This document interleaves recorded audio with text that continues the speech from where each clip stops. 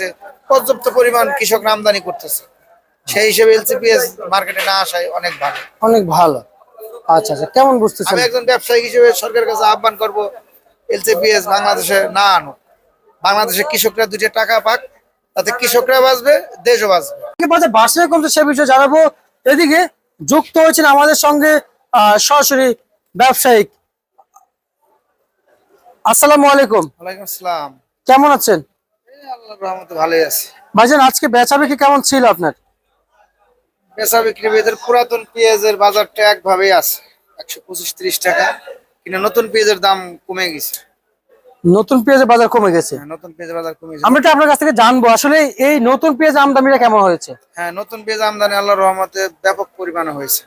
ব্যাপক। মার্কেটে যে পরিমাণ আমদানি হয়েছে সে পরিমাণ চাহিদাও হয়ে গেছে। মানে যে পরিমাণ আমদানি হয়েছে সেই পরিমাণ চাহিদা হয়ে গেছে। হ্যাঁ। আচ্ছা আচ্ছা আচ্ছা আচ্ছা, বুঝতে পারছি।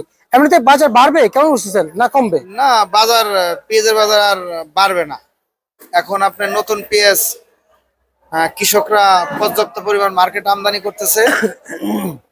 দিন যাচ্ছে আর পেঁয়াজ কৃষকরা উঠাইতেছে এবং মার্কেটে আমদানি হচ্ছে। দিন যাবে আর পেঁয়াজের বাজার কমবে, বাড়বে না। মার্কেটে এলসি পেঁয়াজের আমদানি হয়ে গেছে। বাংলাদেশ সরকার তো এলসির আইপি খুলে দিছে, যার কারণে প্রত্যেকটা মার্কেটে, বাংলাদেশের প্রত্যেকটা ছোট বড় মার্কেটে এলসি পেঁয়াজ ঢুকে গেছে। এবং কৃষকের যে নতুন পেঁয়াজ, মুড়ি কাটা পেঁয়াজ, ওই পেঁয়াজটা মার্কেটে প্রচুর পরিমাণে আমদানি হচ্ছে। যার কারণে গত সপ্তাহ থেকে এই পর্যন্ত পেঁয়াজের বাজার কেজিতে নতুন পেঁয়াজ 20 থেকে 25 টাকা কমে গেছে। আজকে নতুন পেঁয়াজ বিক্রি করছি 70, 72, 71 এরকম আজকে বিক্রি করছে নতুন পেঁয়াজ। নতুন মুড়ি কাটা। নতুন মুড়ি কাটা। আচ্ছা আচ্ছা, পুরাতন এই পুরাতন পেঁয়াজ কত চলছে? পুরাতন পেঁয়াজ 125 থেকে 130 টাকা।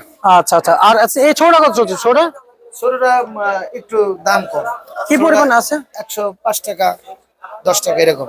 এরকম চলছে। পুরাতন পেঁয়াজ তেমন নাই। পুরাতন পেঁয়াজ শেষের দিকে, কিন্তু নতুন পেঁয়াজের ব্যাপক হারে উৎপাদন হচ্ছে।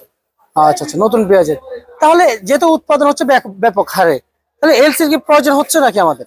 না, এলসির কোনো প্রয়োজন নেই। এই মুহূর্তে এলসি যদি আসে, বাংলাদেশের কৃষকরা তো মারা যাবে। 1 কেজি পেঁয়াজ উৎপাদন করতে খরচ হচ্ছে 50 টাকা।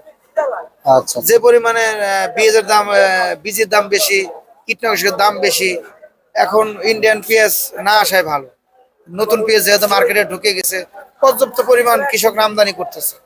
সেই হিসেবে এলসি পেঁয়াজ মার্কেটে না আসায় অনেক ভালো। অনেক ভালো।